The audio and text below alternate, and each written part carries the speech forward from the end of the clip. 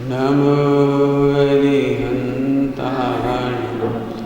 नमो सिद्धाणं नमो आयिहाणं नमो वज्रायाणं नमो लोये समसाहुं।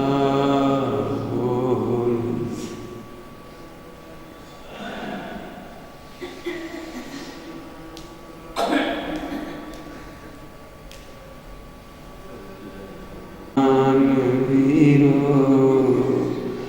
मंगलं गौतमोऽग्नि मंगलं कुन्दकुन्दाय जैनधर्मोऽस्तु मंगलं सर्वमङ्गलमाङ्गल्यं सर्वकल्याणकारकं प्रधानं सर्वधर्माणां जैनं जयतु शासनं जैनं जयतु शासनं।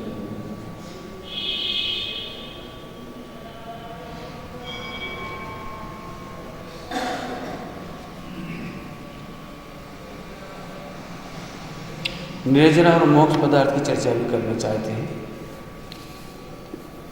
शुद्धि की वृद्धि, इसका नाम निर्जरा। ये भाव पक्ष में वहाँ पर कर्मों का असंख्यात गुणा खिलना, कर्मों का असंख्यात गुणा फल दिए बिना खिल जाना, अविपाक। अविपाक माने जो फल नहीं देते, उसको निर्जरा करना, इसका नाम है द्रव्य निर्जरा। यहाँ द्रव्य निर्जरा की चर्चा नहीं करेंगे। क्यों? क्योंकि भाव निर्जरा के रिजल्ट में निर्जरा द्रव्य निर्जरा होती है। द्रव्य निर्जरा के कारण भाव निर्जरा नहीं होती। असंख्यात गुणी कर्म खिल गए इसलिए शुद्धि हुई, ऐसा नहीं। यहाँ शुद्धि हुई है तो वे खिले, इसलिए बाहर से निमित्त नहीं लगाना, निमित्त के कारण हुआ। हाँ, निमित्त के कारण, निमित्त के द्वारा कथन होता है जिन्मानी, ये फार्मूला याद रखना। निमित्त के द्वारा कथन होता है और भावों की निर्मलता के कारण निर्जरा होती है, इसलिए उपादान से निर्जरा होती है, निमित्त के द्वारा कथन होता है। जैसे कोई व्यक्ति अपराध करता है जो उपादान की गलती है, तो उसको सिपाही पकड़ते। आपने देखा होगा, जैन को पकड़ने के लिए कहीं पुलिस वाले को भेज देंगे, जाओ पकड़ लो सेठ जी को, चलो सेठ जी, ये कहीं बहुत है। क्यों? क्यों? और छोटा राजन को पकड़ना होता, एक से काम चलेगा, बटालियन लगेगी। क्या? उसके पास कौन कौन से हथियार होंगे, क्या कर सकता है, भाग सकता है, ऐसा कर सकता है, हथकड़ी अकेले से काम नहीं चलेगा, पैरों में भी बांधनी पड़ेगी, गले में भी डालनी पड़ेगी, और फिर आगे पीछे भी लगाने पड़ेंगे सब। जितना उपादान में अपराध करता है उतने कर्मों से बंधता है, जितना निरपराध होता जाता है उतने कर्मों से छूटता जाता है। उपादान से ही बंध होता है और उपादान से ही निर्जरा होती है, उपादान से ही मोक्ष होता है, निमित्तों से कुछ नहीं होता। निमित्त दिखाई भी देंगे तुम्हें और निमित्त से कथन भी होगा, लेकिन होता कुछ नहीं है। निर्जरा तत्व की अपन चर्चा करेंगे। थोड़ा इसको ऐसा कर, लेडीज को आने में दिक्कत आती है, देखो चटाई को ऐसे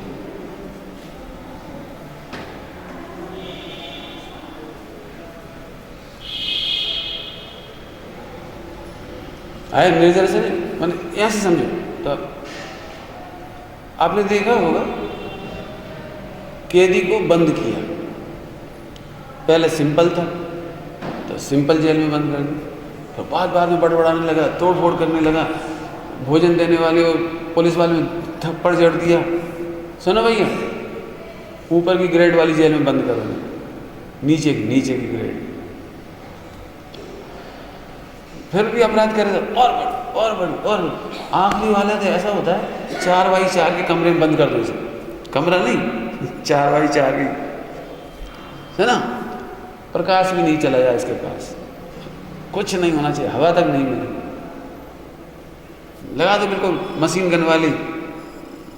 आतंकवादी को ऐसे रखते, स्वयं से जितना बड़ा अपराध करता जाता है उतना बड़े सजा पाता जाता है।